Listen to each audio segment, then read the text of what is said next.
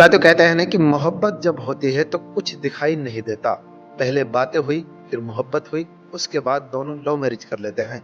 इसके बाद जो पति होते हैं यानी सौरभ की हम बात कर रहे हैं, वो लंदन चले जाते हैं। हालांकि वो नेवी में पोस्टेड होते हैं। उसके बाद वो बर्थडे पर एक दिन पहले घर आते हैं। इसी के दौरान उसकी पत्नी, जिसका नाम मुस्कान होता है, वो अपने प्रेमी के साथ मिलकर उसको मौत के घाट उतार देते हैं, यानी उसकी हत्या कर देते हैं। हत्या भी इस कदर करते हैं, जब पता चलता है तो सब दंग रह जाते हैं। जो निर्मम तरीके से हत्या की गई थी उसे देखकर प्रशासन, आसपास के निजी लोग सब दंग हो जाते हैं। जय हिंद साथियों, मैं राहुल दास और आप देख रहे हैं LIJ। साथियों, आज की घटना हम सुनाने जा रहे हैं उत्तर प्रदेश के मेरठ की, जहां पर एक मुस्कान नाम की लड़की होती है। मुस्कान की शादी सौरभ के साथ होती है। दोनों लव मैरिज करते हैं। उसके बाद सौरभ, जिसकी ज्वाइनिंग यानी जिसकी नौकरी नेवी में होती है, और लंदन में पोस्टेड होता है। उसके बाद वो अपनी पत्नी के बर्थडे पर एक दिन पहले घर आते हैं। घर आने के दौरान जब उसके प्रेमी को पता चलता है तो दोनों पर रहा नहीं जाता। बताया जा रहा है कि उसके मम्मी पापा बता रहे हैं कि उन्हें नशे करने की लत थी।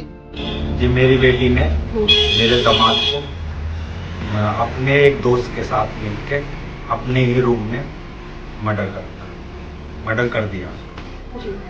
तो आपको क्या लगता है क्या होना चाहिए आगे? आगे ये होना चाहिए कि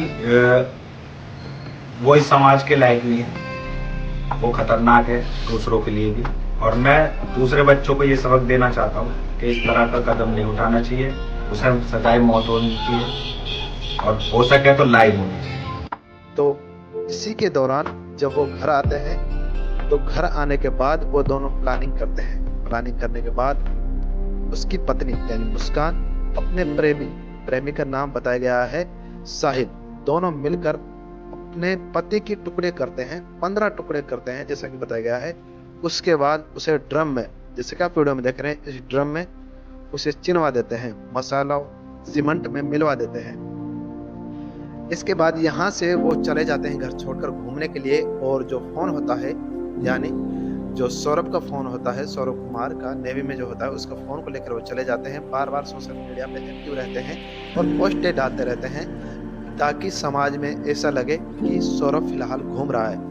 इसी के बाद उसका भाई जाता है, तो उसका भाई, सौरभ का भाई, जब अपनी भाभी को किसी गैर मर्द के साथ देखता है तो वो सवाल जवाब करता है। कहीं न कहीं ये सवाल जवाब नहीं दिए जाते हैं। ये सब सोशल मीडिया पे बताया गया है, तो देने में हेजिटेशन महसूस करते हैं।